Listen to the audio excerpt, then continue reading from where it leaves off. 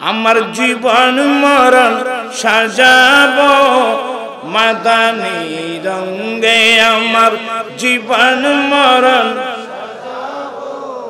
মাদানী সেই রঙে রঙিন হলে আল্লাহ রাসূল থাকবে আমার সঙ্গে। আমার জীবন মরণ মাদানী সালাতুন ইয়া রাসূলুল্লাহ আলাইকুম।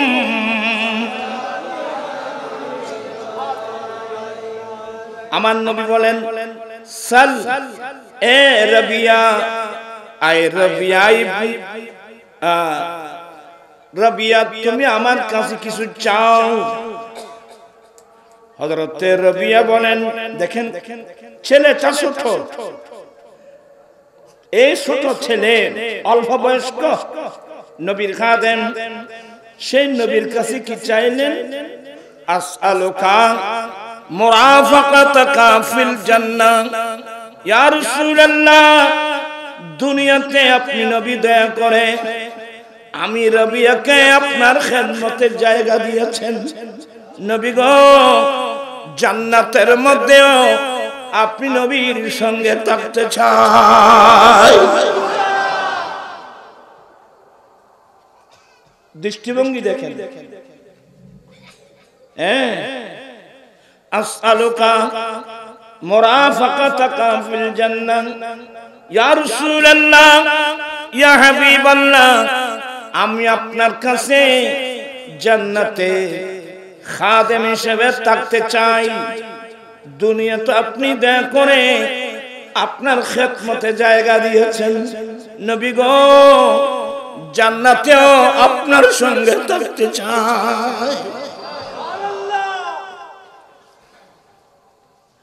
আমার নবী এমন রহমতের সমুদ্রে আসছেন, আও গায়রা জালিক কি মানে বাজেটটা হয়ে গেছে, বাজেটটা কি হয়ে গেছে, পাস হয়ে গেছে, আর কি চাও? কিন্তু রবিয়া বলেন ইয়া রাসূলুল্লাহ এটাই চাই। আসআলুকা মুরাফাকাতাকা ফিল জান্নাহ। সুবহানাল্লাহ বলবেন না? দুনিয়া চেয়ে লাভটা কি? একটা খেজুরের গাছ, মরা খেজুর গাছ। আমার দয়াল নবী যখন মদিনা শরীফে সে খেজুর গাছের স্তম্ভের সাথে ফিট লাগিয়ে নবী খুতবা দিতেন, যার নাম উস্তানা ইয়াহান্নানা। একটা গাছ, নবীর ফিট মুবারক লাগতে দেরি, সেই গাছের মধ্যে প্রাণ এসে গেল, সেই গাছের মধ্যে নবীর প্রেমার ভালোবাসা এসে গেল। আমরা মানুষ হয়ে কি করলাম? তো ঠান্ডা মেজাজে আর শুনবেন, খেজুর গাছ, মরা খেজুর গাছ। আমার নবী ওই উস্তানা ইয়াহান্নানা শেখ স্তম্ভের সাথে ফিট মুবারক লাগিয়ে আমার নবী খুতবা দিতেন। একজন মহিলা সাহাবী এই অবস্থা দেখে, নবী গো, আপনি তো মরা খেজুর গাছের সাথে ফিট মুবারক লাগিয়ে, কারণ আমার নবীর নূরানি শরীর তো একেবারে নরম তুলতুলে। আমার নবীর আরেকজন খাদেম আনাস বিন মালিক রাদিয়াল্লাহু তাআলা আনহু, যিনি 9.5 বছর একাধারে নবীর খেদমত করেছিলেন, সে আনাস বিন মালিক বলেন, আমি আরবের জমিনে অনেক নরম নরম রেশম দেখেছি, আমার দয়াল নবীর নূরানি শরীর নরম রেশমের চেয়ে আরো বেশি নরম ছিল। আজীব, পৃথিবীর কোন মানুষ এই নবীর, আমার নবী কেমন, আমার নবীর বড়ি কেমন, শামায়েলে মুস্তাফা, শামায়েলে মুস্তাফা, শামায়েলে মুস্তাফা, এগুলো তো বলতে গেলে তো আপনারা আশ্চর্য হয়ে যাবেন। আমার নবীর গঠন প্রণালী, সাহাবা একরাম কি কষ্ট করে বলেন, আমার নবী লা বিতাবিন ওয়ালা বিল কাসির, আমার নবী লম্বাও ছিলেন না, আমার নবী বেটেও ছিলেন না, আমার নবী হেল্লাও ছিলেন না। সুবহানাল্লাহ। নবী কেমন ছিল বলার ভাষা নাই, তেমন ছিল। ऐसी कुदरत ने तेरी सूरत सवारी या रसूल, ऐसी कुदरत ने तेरी सूरत सवारी या रसूल, दोनों आलम को हुई शक्ल प्यारी या रसूल। চিৎকার দিয়ে বলুন না সুবহানাল্লাহ। আমার নবী এমন সুন্দর, নরম তুলতুলে শরীর।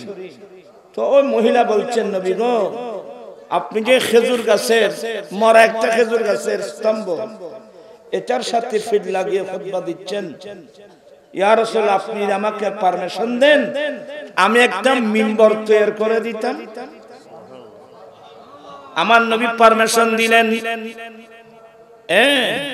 মেয়েরা এগুলো বেশি দেখে। ইসলামের প্রথম অবদান আমাদের আম্মি জান মা খাদিজাতুল কুবরা রাদিয়াল্লাহু তাআলার অবদান। আরবের একজন শ্রেষ্ঠ ব্যবসায়ী, সমস্ত ব্যবসার সম্পদ টাকা দিন আর দিরহাম আমার নবীর হাতে তুলে দিয়েছেন মিল্লাত মাযহাবের জন্য। এমন মা কয়জন আর কে পাবে বাবু বলেন তো? আপনার আল্লাহ সবাইকে এগুলো এই কথাগুলো বোঝার তৌফিক দান করুন। আমি কি বলতে চেয়েছিলাম, ওই মহিলা বলেন, নবী গো আমি একটা মিম্বর শরীফ তৈরি করে দিতাম। হ্যাঁ নিয়ে আসো। ওই মহিলা আমার নবীর জন্য একটা মিম্বর বানিয়ে আনলেন। আজকে প্রথমবারের মতো আমার নবী মিম্বরে দাঁড়িয়ে খুতবা দিবেন। আমার নবী মিম্বরে দাঁড়াতে দেরি ঠস করে একটা আওয়াজ হলো, এমন একটা কান্নার সুর বের হলো। বলে কেমন?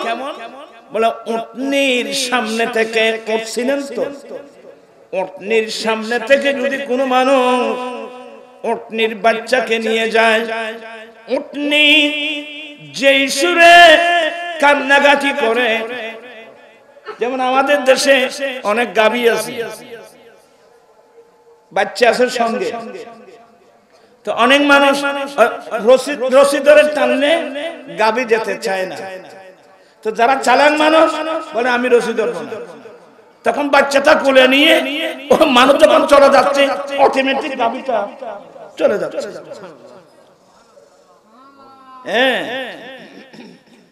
আমার ভাইয়েরা রাবে হাদিস বর্ণনা দিচ্ছেন, উটনির সামনে থেকে উটনির বাচ্চাকে নিয়ে গেলে উটনি যে সুরে কান্নাকাটি করে, এই ধরনের একটা কান্নার সুর শুনলাম আমরা সবাই। আমরা কান্নার সুর শুনলাম, আমরা তো কেউ বুঝি নাই, কিন্তু আমার নবী বুঝেন কিনা? কথা বলছেন না কেন? আমার নবী মিম্বরের তাক থেকে নেমে আসলেন। ওই উস্তানায়ে হান্নানা খেজুর গাছের স্তম্ভ, তার গায়ে হাত লাগিয়ে আমার নবী খেজুর গাছের সাথে কথা বলা আরম্ভ করলেন। এ উস্তানায়ে হান্নানা, তুমি এইভাবে কেন কাঁদছো? তোমার কান্নায় আমি মিম্বর থেকে সরে আসতে আমি বাধ্য হলাম। তুমি এইভাবে কাঁদছো কেন? ইয়া রাসূলুল্লাহ, আমি একটা মদিনা শরীফের খেজুর বাগানের একটা মরা খেজুর গাছ, আমাকে চিনে মসজিদে নববীর পিলার হয়েছে, আমার মধ্যে কোনো প্রাণ নাই। যেই তারিখ থেকে আপনি নবীর নবুয়তের ফিট মুবারক আমার সাথে লাগিয়েছেন, মুহূর্তের মধ্যে আমার প্রাণ এসে গেল।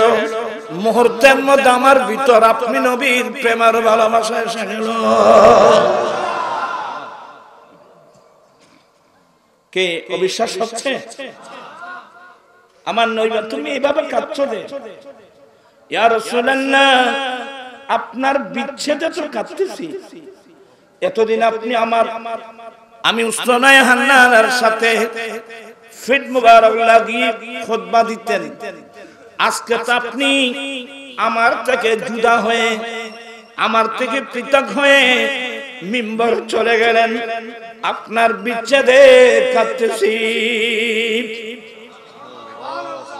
আমার নবীর নাতি ইমাম হাসান ইমাম হুসাইন রাদিয়াল্লাহু তাআলা আনহুমা এই হাদিস যখন বর্ণনা করতেন, নিজের চোখের পানি তো ছেড়ে দিতেন আর বলতেন, বিশ্ববাসী শিক্ষা নাও, একটা মারা খেজুর গাছ যদি নবীর বিচ্ছেদে এভাবে কান্নাকাটি করে, নবী মিম্বর থেকে চলে আসতে বাধ্য হয়েছেন, বিশ্বের মুসলমানের উচিত কি ছিল? নবীর প্রেমে কিভাবে কান্নাকাটি করা উচিত ছিল। ওই আল্লামা আব্দুর রহমান জামি বলছেন, এটা যে মাহজুরি বরামদ জানে আলম তারহামনা রাসূলুল্লাহ তারহাম সালাতু আলাইকুম।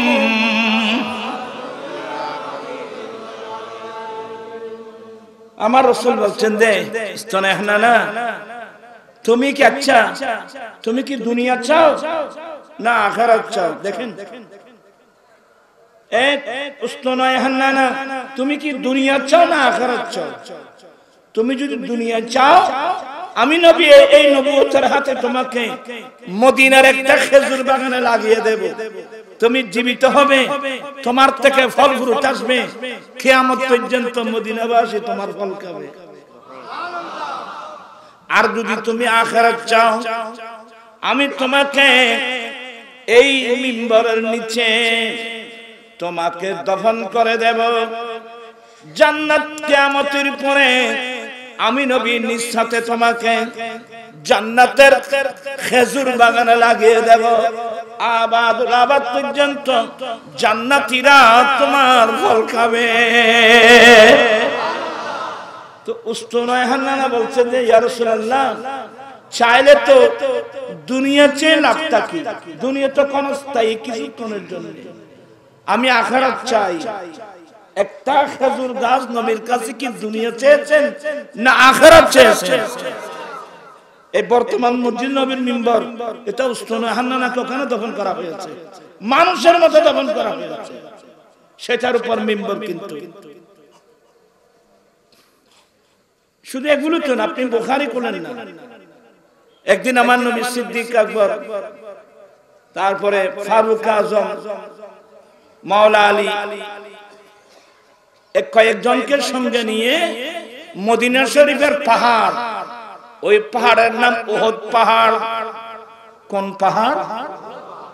যেখানে উহুদের যুদ্ধ সংঘটিত হয়েছিল।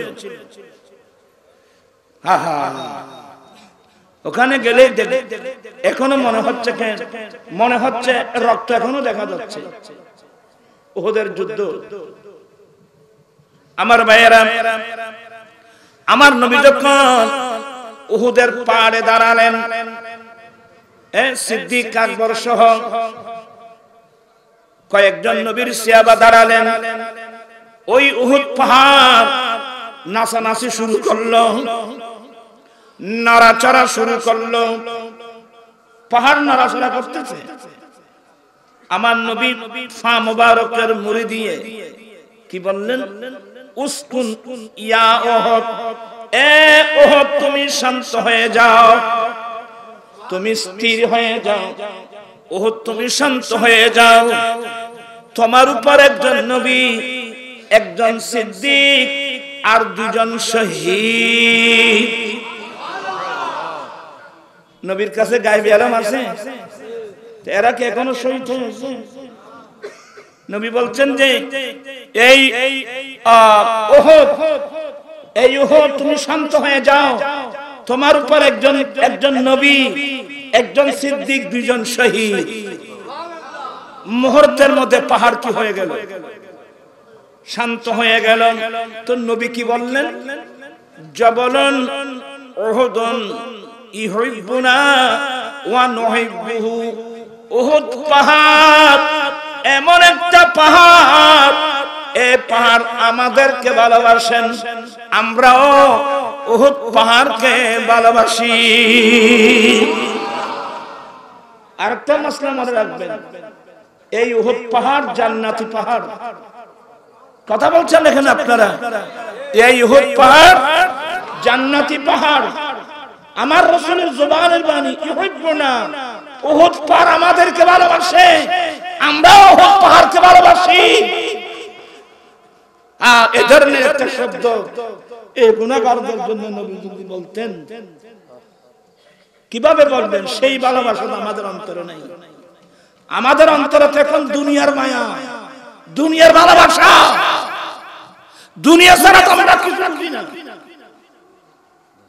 তবে দুনিয়াকে ভালোবেসে কোনো লাভ নাই, কিন্তু নবীকে ভালোবাসলে মানুষের বেনামাতে দেখুন, নবীকে ভালোবাসলে কতটুকু। এবার আরেকটা হাদিস শুনুন। আসলে কথাটা একটু বেড়ে গেল আর কি, আমি দেরি করব না। একজন সাহাবা নবীর কাছে প্রশ্ন করলেন, মাতা সাআ ইয়া রাসূলুল্লাহ, নবী গো কিয়ামত কখন হবে? আমার নবী বলেন, মা আদাত্তা লাহা, তুমি যে আমার কাছে কিয়ামত কখন হবে প্রশ্ন করলা, তুমি কিয়ামতের মাঠের জন্য কি সরু সামান তৈরি করেছো? আল্লাহু আকবার বলবেন না? বা কিয়ামতের কঠিন দিনে তো খালি হাতে গিয়ে তো চলবে না, ওখানে খালি হাতে গেলে চলবে না বাবু। তুমি কিয়ামতের দিনে কিয়ামতের মাঠে যাওয়ার জন্য, তার জন্য তুমি কি সরু সামান তৈরি করেছো? বলে, ইয়া রাসূলুল্লাহ, আমার কাছে প্রচুর পরিমাণ নামাজ নাই। একটু মনোযোগ সহকারে শুনেন। আমার কাছে প্রচুর পরিমাণ নামাজ নাই, আমার কাছে প্রচুর পরিমাণ রোজা নাই। আপনারা সবাই সাবধান, অনেক মানুষ এগুলো না বুঝে অ্যাক্সিডেন্ট করবে।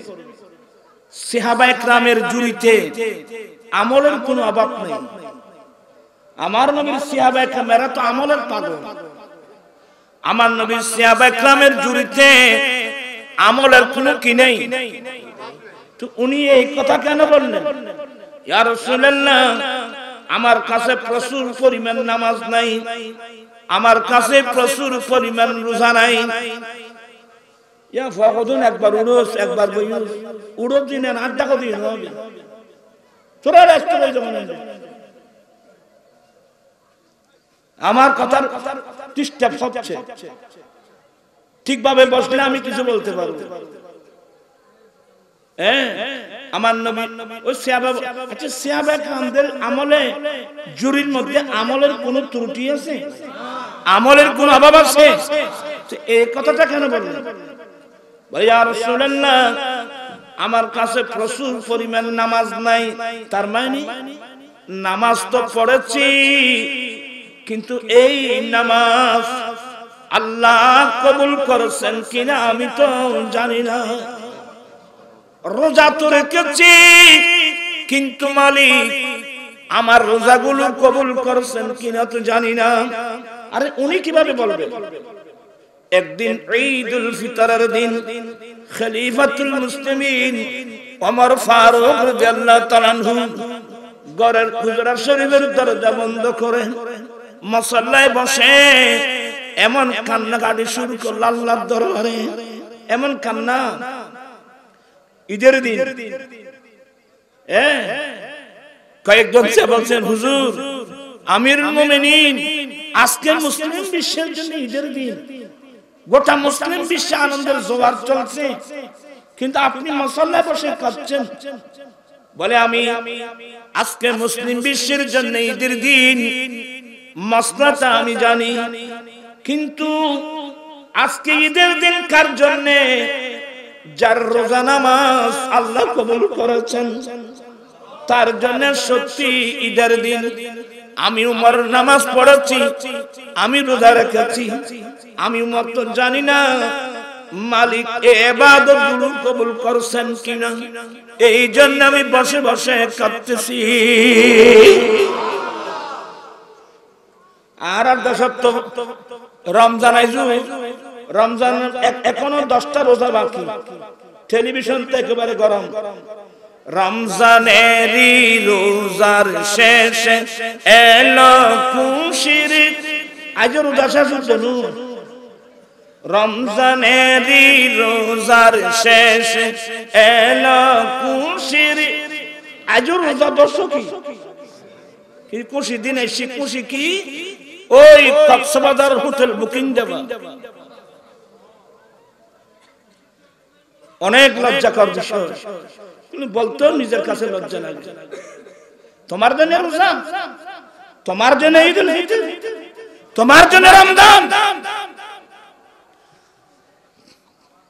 এই যে কথা দিন হলেন ধরো তুমি একটু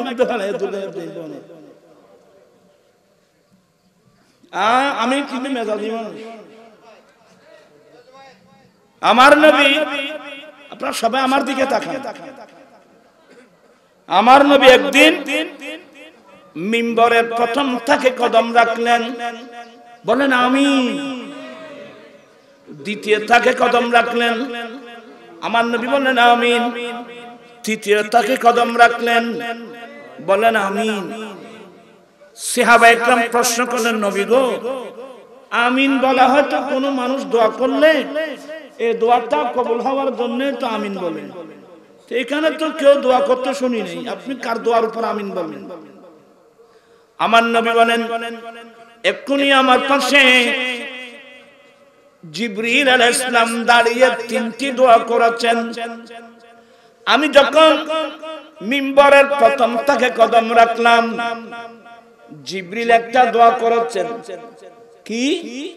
ইয়া রাসূলুল্লাহ, যেই মানুষ রমজান শরীফের মতো মাস পেয়ে, রমজান শরীফের মতো মাস পেয়ে আল্লাহর ইবাদত রিয়াজত করে নিজের গুনাহগুলো maaf করাতে পারে নাই, তার উপর আল্লাহর অভিশাপ। আমি নবী সমর্থন করে বললাম আমিন। কারণ রমজানের যে এমন একটা মাস, আমার নবী বলেন ইদা দাখালা রমাদান ফুতিহাত আবওয়াবুস সামা, অনেক লম্বা হাদিস।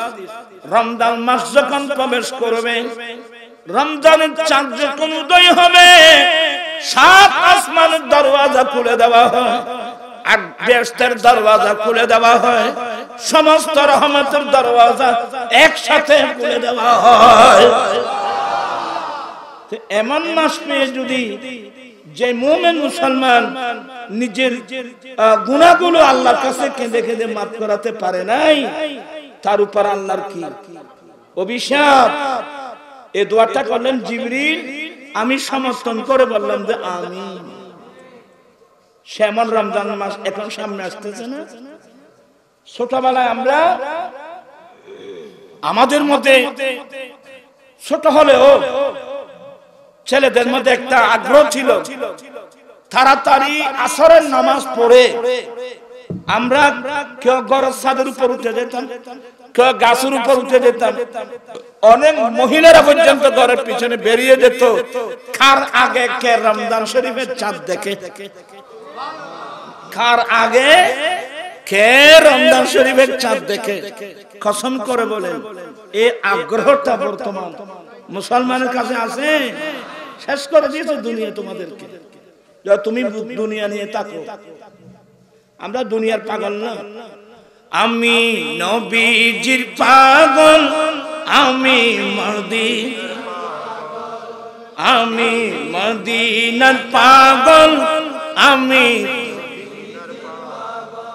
মদিনার দুলি মালি নয়নের কাজল, আমি নবী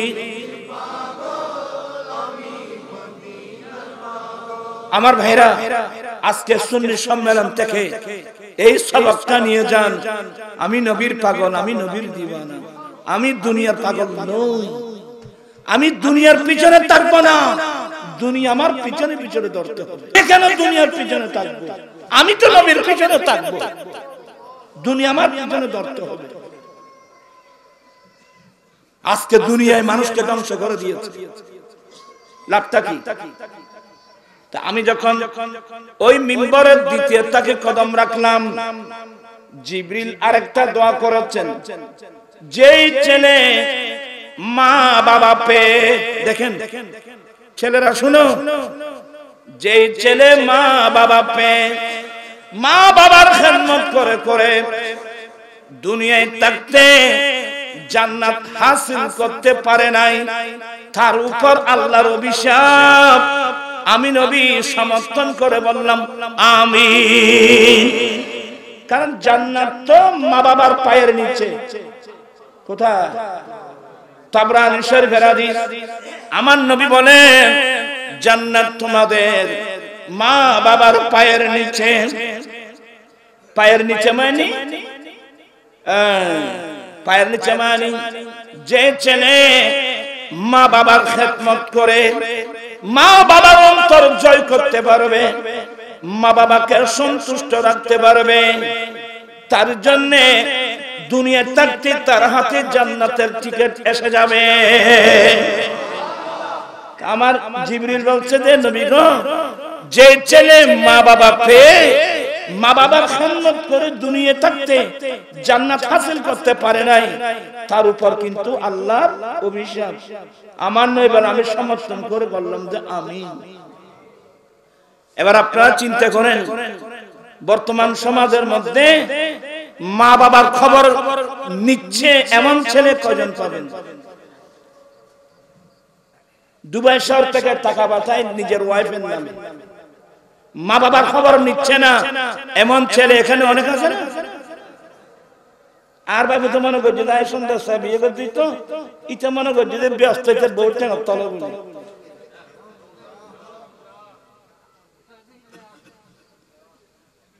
বাবিয়া করিও কাজ করিয়া বাবি, একটা মশলা বলেন তো, তার শরীয়তের একটা মশলা বলেন। আমরা ছেলেরা যে উপার্জন করব, এই উপার্জনের প্রথম হকদার কে?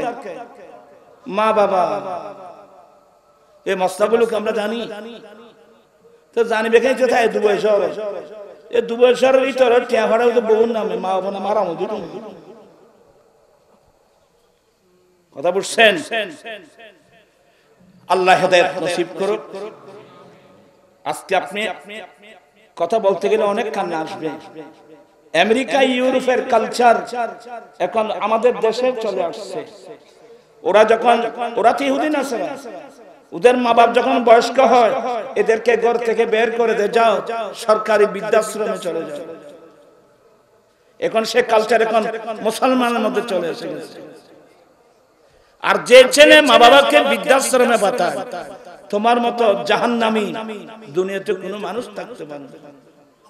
আর যে মা বাবার পায়ের নিচে আমার ব্যস্ত, আমি আমার ব্যস্ত কাম তারাই দিলাম, রিক্সাওয়ালা হলেও সে বলবে যে আমি রিক্সা চালাতে পারি, গুহবাস চালাতে পারি, আমি আমার মা বাবার খেদমত করে যাব। সে কোনোদিন মা বাবাকে বৃদ্ধাশ্রমে পাঠাতে পারে না। সরকারকে বলছি বৃদ্ধাশ্রম করেন। কার জন্য? যেই মানুষের কোন ছেলে সন্তান নেই, যার কোনো কেউ নেই, তাদের সঙ্গে আপনি বৃদ্ধাশ্রম করেন। আমি ছেলে থাকতে আমার বাবা কেন বৃদ্ধাশ্রমে যাবে? তার দেখতে দুনিয়ার তাই লাভ পান। আপনি যদি আপনার মা বাবাকে বৃদ্ধাশ্রমে পাঠান, আর ফলে আর ব্যস্ত করাই বুঝলেন। কামা তাদিনু তুদান, যেমন কর্ম তেমন ফল। বাবিয়া করিও কাজ করিয়া বাবিয়া। কয়টা হলো? দুই। তৃতীয় নম্বর, আমি নবী যখন মিম্বরের তৃতীয় নম্বর থাকে কদম রাখলাম, জিবরিল আরেকটা দোয়া করলেন, ইয়া রাসূলুল্লাহ, যে উম্মতের সামনে আপনি নবীর নাম উল্লেখ করা হয় আপনি নবীর নাম শুনে যে উম্মত দুরূদ শরীফ পড়ে না তার উপর আল্লাহর অভিশাপ। আমি নবীর সমর্থন করে বললাম আমিন। আমি একটু দূরে চলে আসলাম, আপনাদের কষ্ট হবে। আমি কি কি বুঝাতে চাচ্ছি মনে আছে নাকি? আল্লাহ পাক আমরা সবাইকে রমজান মুবারকের যে গুরুত্ব এগুলো বুঝার, মা বাবার যে গুরুত্ব এগুলো অনুধাবন করে বুঝে মা বাবার খেদমত করার আল্লাহ তৌফিক দান করুন। আমি কি বুঝাতে চেয়েছিলাম? ওই সাহাবা বলেন নবী গো আমার কাছে প্রচুর পরিমাণ কি নাই, আপনার কথা ভুলে গেছেন বুঝলেন? আমার কাছে প্রচুর পরিমাণ নামাজ নাই, আমার কাছে প্রচুর পরিমাণ রোজা নাই, মাইনি নামাজ তো পড়েছি, রোজা তো রেখেছি, জানি তো না মালিক কবুল করছেন কিনা। কিন্তু ইয়া রাসূলুল্লাহ আমি নিশ্চিত ভাবে একটা কথা আমি বলতে পারবো কি, ওয়ালাকিন উহিব্বুল্লাহ ওয়া রাসূলুহু, আমি কিন্তু আল্লাহ এবং আল্লাহ রাসূলকে ভালোবাসি, এখানে কিঞ্চিত পরিমাণ কোনো সন্দেহের অবকাশ নাই। আমি কিন্তু আল্লাহ এবং আল্লাহ রাসূলকে কি ভালোবাসি। আমার নবী ঘোষণা দিয়ে ফেললেন আল মারউ মা মান আহাব্বা, যে যাকে ভালোবাসে তার সঙ্গে তার হাসর হবে। আমার ভাইয়েরা, আমরা নবীর সঙ্গে থাকতে চাই কি চাই না? দুই হাত উঠাই বলতে হবে নবীর সঙ্গে থাকতে চাই কি চাই না? তাহলে আমরা আল্লাহ আল্লাহ রাসূলকে ভালোবাসতে চাই কি চাই না? আমরা আল্লাহ আল্লাহ রাসূলকে ভালোবাসবো, আল্লাহ আল্লাহ রাসূলের ভালোবাসার আলোকে আমরা বাকি কর্মগুলো করব। জীবন এমনি গরু ছাগলের মতো জীবন কাটাবে কেন? হ্যাঁ, যাদের ঘরে ইমামুল আম্বিয়া, যাদের ঘরে 30 পারা কোরআন, সেই ঘরের ছেলে মেয়েরা এভাবে নিষ্কাম হতে পারে না। আল্লাহ আমাদের সবাইকে দুনিয়ার মায়া অন্তর থেকে বের করে আল্লাহ আল্লাহ রাসূলকে ভালোবেসে সেই ভালোবাসার আলোকে আমরা যেন জীবন যাপন করতে পারি, আল্লাহ সবাইকে সেই তৌফিক দান করুন। কষ্ট হচ্ছে আপনাদের? আসলে কথার নাম লতা। তো এই যে আমার নবী দিলেন সাল ইয়া রবিয়া, রবিয়া কি আমার নবীর কাছে চেয়েছিলেন? চান না? আমার নবী তো নিজেই দেখে দিলেন। সুবহানাল্লাহ বলবেন না? আমার নবী নিজে দেখে দিলেন। সুবহানাল্লাহ। আমার নবী জুদ, আচ্ছা রাখেন, দেরি হয়ে যাবে। আমি আরেকটা হাদিস পড়াবো আপনাদেরকে। ইসলামের প্রাথমিক যুগে অন্য কোন মুসলিম কান্ট্রি থেকে আমার নবীর কাছে ইসলামের জন্য যদি কোন একটা অনুদান এসে থাকে, এটা বাহরাইন সরকারের পক্ষ থেকে এসেছিল। কোন সরকার? বাহরাইন সরকার। বাহরাইন সরকারের পক্ষ থেকে আমার নবীর কাছে ৮০,০০০ মতান্তরে ১,০০,০০০ দিরহাম এসেছিল। হযরতে বেলাল বলেন নবী গো, বাহরাইন সরকারের পক্ষ থেকে একটা মোটা অঙ্কের অনুদান আসছেন। আমার নবী বলেন বিলাল, এগুলো মসজিদে নববী শরীফের এক কোণায় রাখো, আগে আসো আমরা ফজরের নামাজ আদায় করে নি। আর আমরা তো বর্তমান থাকা গন্তে গন্তে ফজর নামাজ না, জোহর নামাজ, ফজর জোহর আসর মাগরিব গোটা হয় আর শেষ। এক ওয়াক্ত নামাজের দাম কত জানেন আপনি? তা আসলে এখানে তো ইসলামী হুকুমত নাই। আমরা মুসলমান ঠিকই, এখানে তো ইসলামী হুকুমত নাই। একজন বালেগ পুরুষ, বালেগা মহিলা ওয়াক্ত চলে যাওয়ার পরেও যদি ফরজ নামাজটা না পড়ে থাকে, ইমাম আজম আবু হানিফার ফতোয়া, তাকে সাথে সাথে অ্যারেস্ট করে জেলখানায় দিতে হবে। কয়েকটা মানুষের নাম কয়েকটা একক ফরজ যদি নামাজ ইচ্ছাকৃতভাবে না পড়ে থাকে, আমাদের ইমাম আজম আবু হানিফার ফতোয়া, তাকে অ্যারেস্ট করে কোথায় দিতে হবে? জেলখানা। কতদিন? যতদিন সে তওবা করে নামাজের দিকে ফিরে না আসে।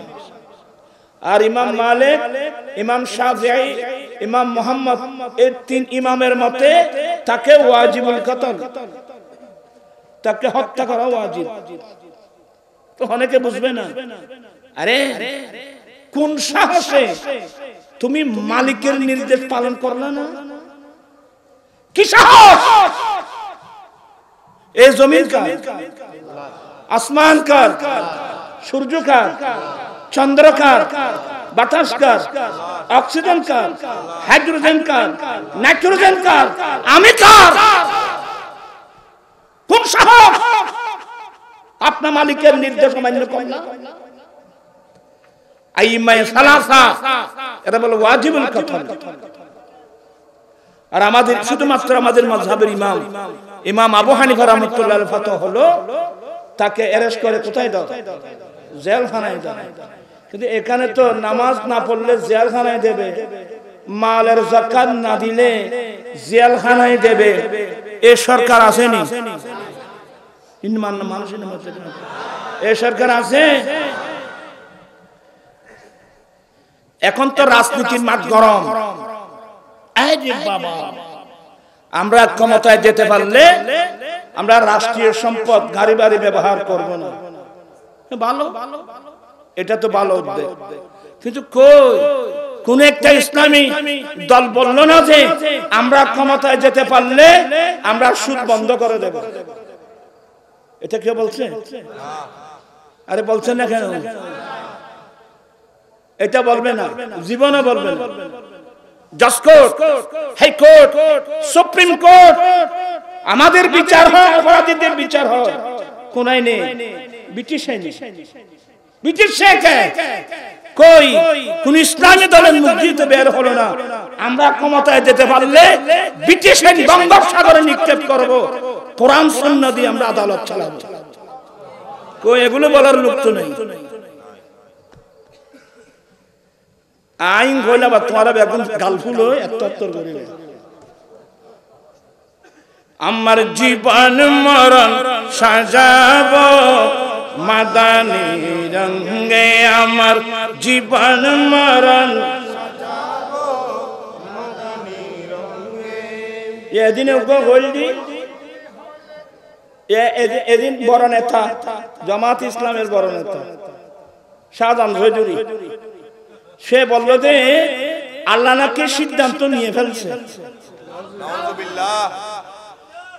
আপনারা স্কুল কলেজ ইউনিভার্সিটি ছাত্র ভাইদেরকে বলছি, আল্লাহর জন্য কোন শব্দ ব্যবহার করতে হয় এই জ্ঞানও যদি তাদের কাছে না থাকে, সে কিভাবে ইসলামের কথা বলবে?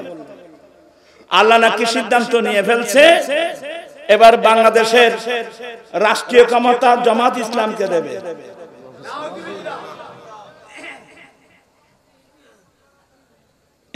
এই সমস্ত নেতায় এক গোটা দলকে ডুবাবে। এটা সম্পূর্ণ কোরআন সুন্নাহ বিরোধী একটা কথা।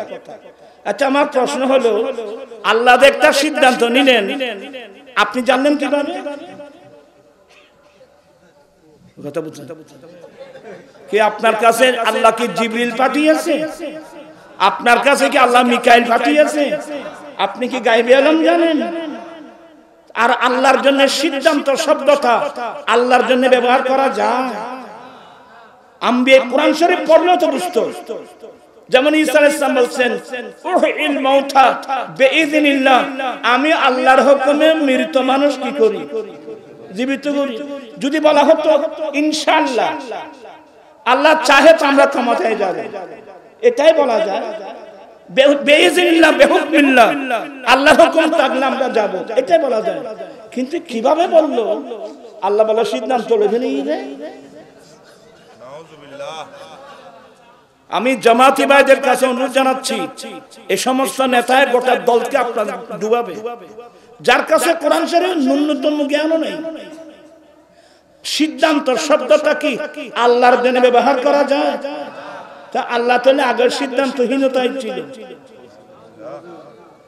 এগুলো শব্দ ব্যবহার করা যায় সৃষ্টির জন্য, স্রষ্টার জন্য শব্দ ব্যবহার করা হয় না।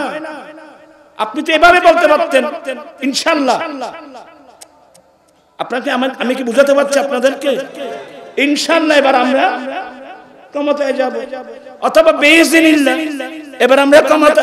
আপনি এই ধরনের বলতে পারতেন। এটা কি বললেন আপনি? আপনার কাছে কি গায়বী আলম আছে? আপনার কাছে জিবরিল আসছে? আপনার কাছে মিসকাইল আসছে? আল্লাহ সিদ্ধান্ত নিয়ে বলতে আপনি জানলেন কিভাবে? এগুলো সম্পূর্ণ কোরআন সুন্নাহ বিরোধী কথা। এই ধরনের কথা বললে মানুষের কি থাকবে না? ঈমান থাকবে না। আমি আল্লাহর রাস্তে কথাগুলো বলে দিচ্ছি, অনেক ভাইরা হয়তো রং বুঝতে পারে। আমি হেদায়েতের উদ্দেশ্যে বলছি। আম্বিয়া ইকরামের কালাম কি? হ্যাঁ, ইনশাআল্লাহ বিইজনিল্লাহ। কথা বলছেন না কেন? ইনশাআল্লাহ বিইজনিল্লাহ। আল্লাহ চাহে তো আমরা যাব, আল্লাহ দয়া তাহলে হুকুম তো আমরা যাব। এই ধরনের কথা বলা যায়। আমি তো এগুলো না বললে তো মানুষ গোমরা হয়ে যাবে, অনেক ছেলেরা রং বুঝবে। আমি আল্লাহর রাস্তে কথাগুলো বলছি। এই ধরনের কথা বললে কি থাকবে না? এগুলো সম্পূর্ণ কোরআন সুন্নাহ বিরোধী কথা। আল্লাহুম্মা সাল্লি আলা সাইয়্যিদিনা নাবিয়িনা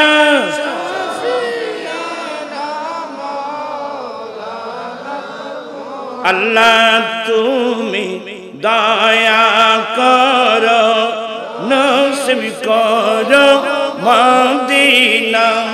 হর নবীজিকে না দেখাইয়া কবর দে। কয়েকজন সাহাবাকে ডাকলেন, তুমি মদিনা শরীফে এই রাস্তা দিয়ে যাও, তুমি এই রাস্তা দিয়ে যাও, তুমি এই রাস্তা দিয়ে যাও। আজকে বাহরাইন সরকারের পক্ষ থেকে মোটা অঙ্কের একটা অনুদান আসছেন। গরিব মিসকিন কাঙ্গাল মানুষ থাকলে এদেরকে মসজিদে নবী শরীফে আসতে বলো। বর্তমান এই ধরনের কোন রাজা মহারাজা আছে? এরা সময় পাবলিসিটি করে আসলেন। বলেন যখন মসজিদে নবী শরীফ আসলাম, প্রায় ৩০০ মানুষ আমার নবী বন্টন করছেন। আমার নবী বন্টন করছেন। আর নবীর ধৈর্য কাকে বলে? ফজরের নামাজ পড়ে বন্টন করা শুরু করলেন। আরে ৮০,০০০ মতান্তর ১ লক্ষ, ৮০,০০০ মত ১ লক্ষ দিরহাম মানে বর্তমান তো কয়েক হাজার কোটি টাকা। আমার ভাইয়েরা, তোমার আমি ক্ষতি কি কথা বলতে নাই? মানুষ হলে এ পর্যন্ত খাবার ধরে হয়ে যাবো সামনে, আর তার কোনো সরিয়ে নেই। মানুষের বিবেকান্ত ভরে। আমার সামনে জায়গা আছে, আমি দেখতেছি। আলসিয়ে দেবেন, আলসিয়ে আছি তারা দেব মনে পশ্চিম জায়গা খালি আছে দিয়ে সালামুন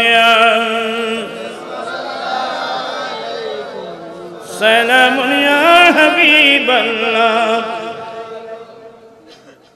আমার নবী কি করতেছেন? আমার নবী বন্টন করতেছেন। বন্টন করতে করতে করতে করতে জোহরের রক্ত হয়ে গেল। জোহরের রক্ত হয়ে গেল। জোহর আজান হলো, যা ছিল বন্টন করা শেষ। আসো, জোহরের নামাজ আদায় করেনি। আমার দেন নবী জোহরের নামাজ আদায় করার পরে সাহাবা একরামদেরকে সামনে নিয়ে দাঁড়ালেন। একজন সাহাবা দাঁড়িয়ে গেলেন, ইয়া রাসূলুল্লাহ, ইয়া হাবিবাল্লাহ, আমার বাড়ি মদিনা শরীফের একটু দূরে, সংবাদ পেতে দেরি হয়েছে, আসতে দেরি হয়েছে, ইয়া রাসূলুল্লাহ আমার ছেলে মেয়েরা 2 দিন উপবাস থাকলে একটা আমাকে অনুদান দিন। আচ্ছা আমরা হলে কি বলতাম, বাবা তুই এত আমি কিনলে সেদিন তো জোরের আগে শেষে দিই, কিন্তু আমার দয়াল নবী বলছেন না, মদিনাতুল ইলমি ওয়ালিম বাবুহা, আমি নবী ইলমের শহর, এই শহরের দরওয়াজা আলী, আনা দারুল হিকমত ওয়ালিম বাবুহা, আমি বিজ্ঞানের ঘর, এই ঘরের দরওয়াজা আলী। আমার নবী বলেন বুইস্তু মুআল্লিমা, আমি শিক্ষক হিসেবে প্রেরিত। যেই নবী সারা পৃথিবীর শিক্ষক, এই অবস্থার মধ্যে সাহাবায়ে কেরাম আমার নবীর চেহারার দিকে তাকিয়ে আছে, আমার নবী কি উত্তর দেয়? একটু মনোযোগ আছে। আমার নবী কি উত্তর দিলেন? অত্যন্ত একেবারে ভালোবাসা মোহাব্বতের লাহাজায়, সাহাবা বাজারে তোমার কোন পরিচিত সওদাগর আছে? বাজারে তোমার কোন পরিচিত সওদাগর আছে? কালা নাম, হ্যাঁ ইয়া রাসূলুল্লাহ বাজারে আমার পরিচিত সওদাগর আছে। আমার নবী বলেন তুমি এখন যাও, সওদাগরকে বলবা তোমার পরিবারের জন্য যা কিছু লাগবে মালগুলো দিতে, যতগুলো মূল্য আসবে আমি নবীর নামে খাতায় লিখে রাখতে বলবা। আল্লাহু আকবার। সিদ্দিক ফারুক আযম বলেন নবী গো, আল্লাহ তো আপনাকে কষ্ট দেয় নাই, খরচ এটা তো খরচ করে দান করার মতো, আল্লাহ তো খরচ করে দান করার জন্য বলেন নাই। ফারুক আযমের কথাটা আমার নবীর পছন্দ হয় নাই। একজন আনসারী বললেন ইয়া রাসূলুল্লাহ আপনি আপনার ইচ্ছা মোতাবেক দান করতে থাকেন, আল্লাহর দরবান্দার ক্ষমার ভয় করবেন না। আমার ভাইরা, আমার দয়াল নবী আজওয়াদুন নাস। এবার আমার নবী একটা হাদিস বলছেন ইযা মাতাল ইনসানু ইনকাতা আনহু আমালুহু, মানুষ যখন মারা যায় মানুষের আমল বন্ধ হয়ে যায়। আজকে আপনারা মাহফিলে আসছেন, মারা গেলে আসতে পারবেন? মানুষ যখন মারা যায় মানুষের আমল বন্ধ হয়ে যায়। কিন্তু 3 প্রকারের মানুষ আছে, 3 প্রকারের মানুষ, 3 প্রকারের মানুষ এমন আছে এরা মারা গেলেও তাদের আমলনামা কিয়ামত পর্যন্ত চলতে থাকবে। 1 নম্বর ইল্লা মিন সালাসা, ইল্লা মিন সাদাকাতিন জারিয়া।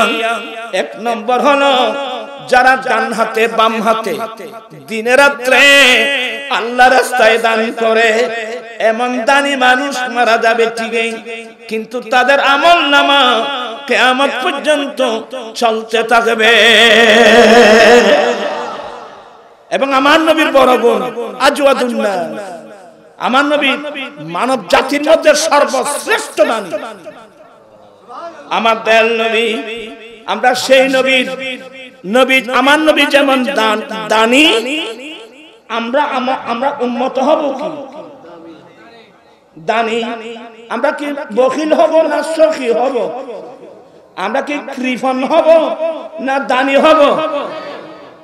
দানী মানুষ মানুষের বন্ধু, দানী মানুষ আল্লাহর বন্ধু, দানী মানুষ আমার রাসূলের বন্ধু, দানী মানুষ ফেরেশতাদের বন্ধু, দানী মানুষ দুনিয়ার মানুষের কাছে প্রশংসনীয়, ঠিক কি না?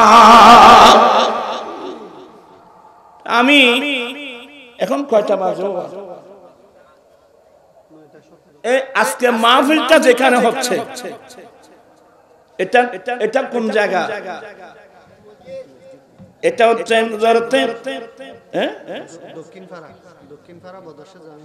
দক্ষিণ পাড়া বদরশা জামে মসজিদ। আমরা আজকে যে মাহফিলে বসলাম এটা একটা মসজিদের জায়গা, পাশে পাশে লোহার পিলার গুলো দাঁড়িয়ে আছে, আমরা সবাই দেখতেছি। কিন্তু আজকের মাহফিলের মধ্যে অনেক বন্ধু বান্ধব আসছেন যেগুলো সব সময় আসে না। তাহলে সুযোগে আমরা চাইলে আল্লাহর ঘর মসজিদের জন্য মোটা অঙ্কের একটা অনুদান দিতে পারি। ইয়া তো আওয়াজ বন্ধ, সব বন্ধ হয়ে গেল ভাই। আয় চিনে তো আল্লাহর ঘর মসজিদ। আরে বাবা এনে এদিকে যেখানে দিবে, যেখানে দেখবে বিরাট বিরাট বিল্ডিং, আমি কি বলছি, বিরাট বিরাট বিল্ডিং, 3 তলা 4 তলা 5 তলা 6 তলা বিল্ডিং, কিন্তু ব্যাগুন সবাই মিলে করতেছে না একজনে। তো একজন মানুষ যদি নিজের ফ্যামিলির জন্য 5 তলা 10 তলা একটা বিল্ডিং করতে পারে, সবাই মিলে এক মাসের মধ্যে একটা 3 তলা 4 তলা একটা মসজিদ করতে পারে না? আর বউলে বাঁধজি তুন্ন। আমার নবী বলেন এই সাহাবা মানুষ নিজের সম্পদকে ভালোবাসে না পরের সম্পদকে ভালোবাসে? সাহাবা একরাম বলেন নবী গো পরের সম্পদকে ভালোবাসে আমার লাভটা কি? মানুষ নিজের সম্পদকে ভালোবাসে। এবার আমার নবী বলেন নিজের সম্পদ কোনটা, পরের সম্পদ কোনটা?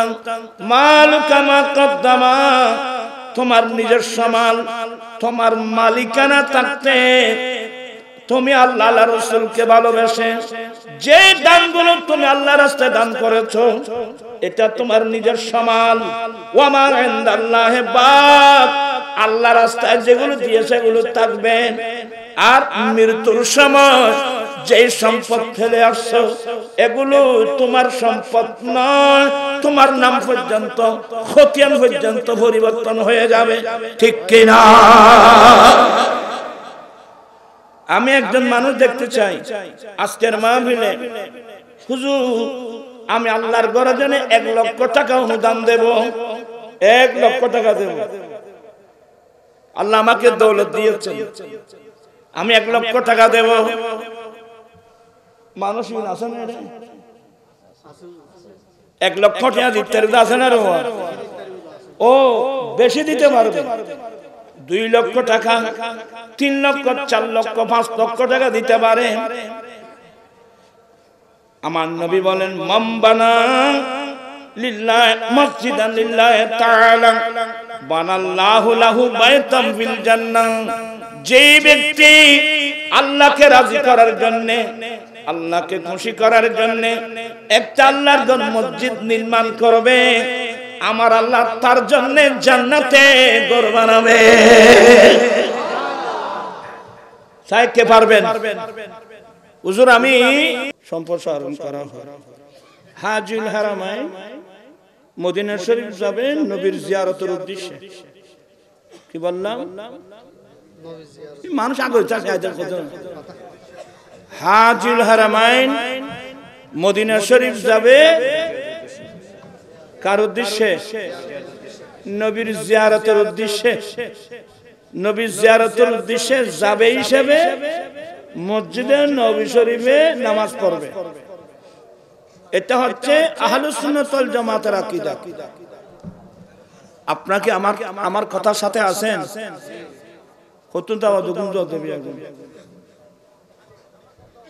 আমরা শুধু আহলুস সুন্নাত না, কওমি লাইনের বড় জোর ইনুনা, কওমি লাইনের বড় জোর খলিল আহমদ আম্বেটবি, তার কিতাব আল মুহান্নাদ, এই কিতাবের মধ্যে ওনার কাছে প্রশ্ন করা হলো হুজুর হাজুল হারামাইন মদিনা শরীফ আল্লাহর ঘর হজ করে যখন মদিনায় যাবে কি নবীর জিয়ারতে নিতে যাবে? ওয়াহাবিরা বলেন মসজিদে নবী শরীফের জিয়ারতে নিতে যাবে। এ বিষয়ে আপনার অভিমত কি? এ খলিল আহমদ আম্বেটবি কওমি লাইনের বড় হুজুর, সেও আল মুহান্নাদ নামক কিতাবে লিখতেছে যে হাজুল হারামাইন মদিনা শরীফ নবীর জিয়ারতের নিয়তে মদিনায় যাওয়া এটা ওয়াজিবের কাছাকাছি। সুবহানাল্লাহ বলেন না? এটা ওয়াজিবের কি এটা ওয়াজিব, এটা আমাদের ওজন না। ওই কি নাম, ওই যে খলিল আহমদ আম্বেদকর, তার কিতাবের নাম আল মুহান্নাদ। এ কিরে তাকবীর দাও না রে, এই নারে তাকবীর, নারে রিসালাত, নারে গাউসিয়া, ডক্টর সৈয়দ আশরাফ হুজুরের আগমন, প্রধান আকর্ষণ হুজুরের আগমন। সবাই বলেন মারহাবা, আহলান সাহলান। সৈয়দ হুজুরের আগমন, বুখারী হুজুরের আগমন। আচ্ছা আমি দিয়ে দিচ্ছি, মসজিদ তো মানুষ টাকা দেয় না তো, খালি বউর জন্য টাকা। কি করতো আল্লাহর ঘর মসজিদে দেখলাম, এটা তো আমার ইমানের দায়িত্ব মনে করলাম। কি বললাম,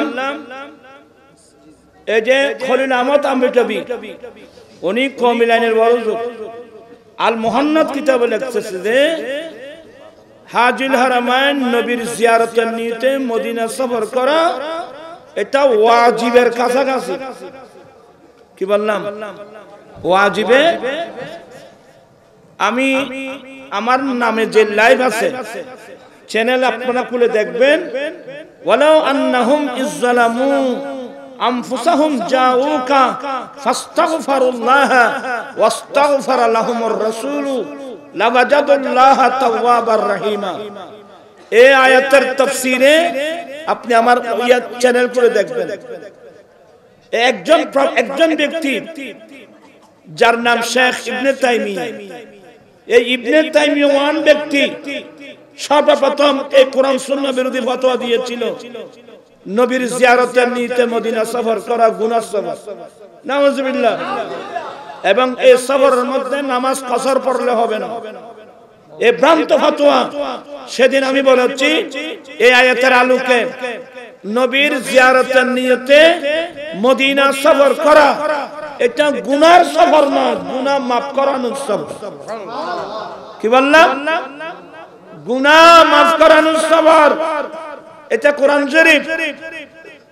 ওয়ালাউ আন্নাহুম ইজ্জালামু আনফুসাহুম জাউকা ফাস্তাগফিরুল্লাহ ওয়াস্তাগফারা লাহুমুর রাসূলু লাওয়াজাদুল্লাহ তাওয়াবার রহিমা। এই আয়াতের তাফসীরে কওমি লাইনের আরেক হুজুর মুফতি শফি পাকিস্তানের এই আয়াতের তাফসীরে কি লেখছে, আগামী কাল গিয়ে মারিফুল কোরআন খুলে দেখবে। আশরাফ আলী থানভী লিখতে বাধ্য হয়েছে, কওমি লাইনের সবাই লিখতে বাধ্য হয়েছে। আমরা মদিনায় যাব কোন নিয়তে? আমরা মদিনায় যাব, আমরা তো নবীর কাছে যাব। আমার আলা হযরত বলছেন যে উনকি তুফাইল হক নে হজ भी करा दिए, उनकी तुफाइल हक ने हज भी करा दिए, असले मुराद हाजिरी उस पाक दर की है। চিৎকার দিয়ে বলুন না সুবহানাল্লাহ। আলা হযরত বলছেন যে আমার আসল উদ্দেশ্য তো নবীর দরবারে হাজিরি, নবীর দরবারে গিয়েছি, এই উসিলা আমার হজ নসব হয়ে গেল। তাহলে আমরা মদিনায় যাব কোন নিয়তে? নবীর জিয়ারতের নিয়তে মদিনায় যাব। নামাজ রক্ত হয়েছে বিদের মসজিদ নবী শরীফে আমরা নামাজ আদায় করব, এটা হলো আহলুস সুন্নাত ওয়াল জামাতের আকীদা। আর এর জিরে লিখি ইনলজি ওয়াহাবি আকীদা, ইনলজি ওয়াহাবি আকীদা কিয়ামত পর্যন্ত প্রমাণ করতে পারবে না। মসজিদ নবী, সৌদি আরব, এরা যেগুলো যারা লিখতেছে এগুলো হলো ওয়াহাবি আকীদা। আমরা কোন দলের মানুষ? আহলুস সুন্নাত ওয়াল জামাতের মানুষ। আমরা মদিনায় যাব কোন নিয়তে? আমার নবী বলেন মান হাজ্জা ওয়া লাম ইয়াজুরনি ফাকাদ জাফানি। যে ব্যক্তি আল্লাহর ঘরে হজ করলো, আমি নবীর জিয়ারত করলো না, সে আমি নবীর উপর বড় জুলুম করলো। নবীর জুলুম করি তখন হজ করতে গিয়ে এই হাদিসটা আল্লামা জালালউদ্দিন সুয়ুতি এক কওমি এক আলে হাদিস বলতেছে এই হাদিসের কোনো শাওয়াহিদ নাই, মুতাবিআত নাই। আমি ওই লাইভের মধ্যে এসে 19টার মতো হাদিস বলেছি, আপনি এগুলো দেখবেন। আল্লামা জালালউদ্দিন সুয়ুতি এই হাদিসের শাওয়াহিদের মধ্যে তাওবের মধ্যে দুররুস সামিন তাফসীরের দুররে মনসুরের প্রথম খণ্ডে প্রায় 19টা হাদিস নকল করেছেন এই হাদিসের মুতাবিআতের মধ্যে। কত কিতাব দেখছেন আপনারা আমাকে বলেন তো? এগুলো ভ্রান্ত আকীদা, কথা বুঝতেছেন? আচ্ছা আপনারা একটা কথা বলেন, সবাই শিক্ষিত মানুষ, এটা কইদেন নবীর জিয়ারতের নিয়ত না মসজিদে নববীর জিয়ারত। এ বলছে কি মসজিদে নববী শরীফের জিয়ারত।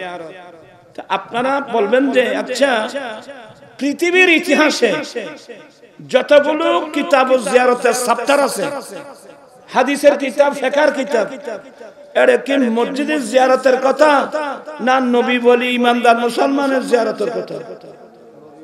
এই মানুষের নামাজ আগরে যায় থাকে, যতগুলো জিয়ারতের চ্যাপ্টার আছে এটা তো নবীর জিয়ারত, ওলির জিয়ারত, মুসলমান মুসলিম ভাই বোনের জিয়ারতের কথা।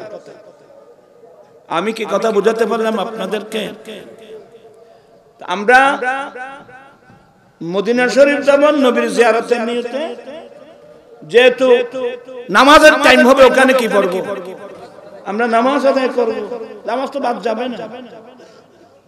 কথা বুঝছেন তো? এই বিষয়ের উপর আরেক সময় আমার লাইভের মধ্যে আপনারা আছে, ইউটিউবে খুলে দেখবেন, পাবেন ইনশাআল্লাহ, বিস্তারিত পেয়ে যাবেন। আর এরা এগুলো হলো ওয়াহাবি আকীদা, এগুলো আমরা সুন্নি আকীদা না। আহলে সুন্নাত ওয়াল জামাতের আকীদা হলো আমরা মদিনা যাব, কার কাছে যাব? আচ্ছা আমি একটা হাদিস পড়ি, তো মুসলমান তো সহ্য করছি, ইন্নাল ঈমানা লা ইয়ারিজু ইলাল মাদিনা কামা তারিজুল হাইয়াতু ইলা জুহরিহা। অপর হাদিসে আমার নবী বলছেন মান ওয়াজাদা সা ফালিয়ামুদ বিল মাদিনা।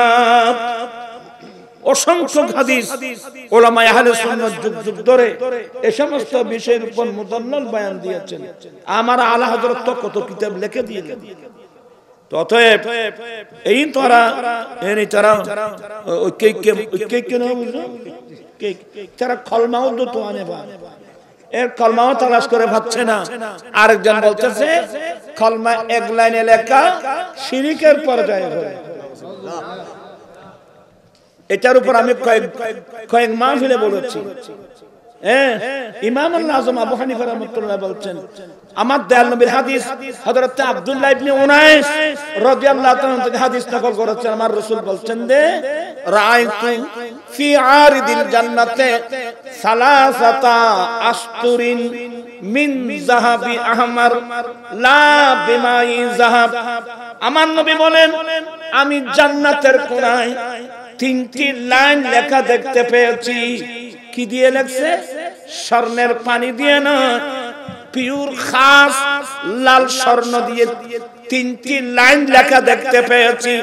আস-সাতরুল আউয়াল লা ইলাহা ইল্লাল্লাহু মুহাম্মাদুর রাসূলুল্লাহ।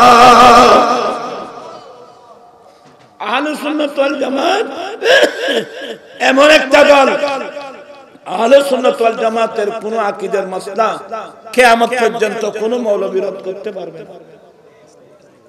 আল্লাহ পাক আমরা সবাইকে আহলে সুন্নাত ওয়াল জামাতের আকায়েদের উপর অটল থাকার তৌফিক দান করুন। রোহন ব্যাংক সলিম 5000 টাকা, মুন্সি মিয়া 10 বস্তা সেমি দোয়া করতে তো আবার কিলো আবার দোয়া করতে আর 1000 টাকা দাম বলুন। আল্লাহুম্মা আমিন। মাওলায়া সাল্লাল্লাহু আলাইহি ওয়া সাল্লাম।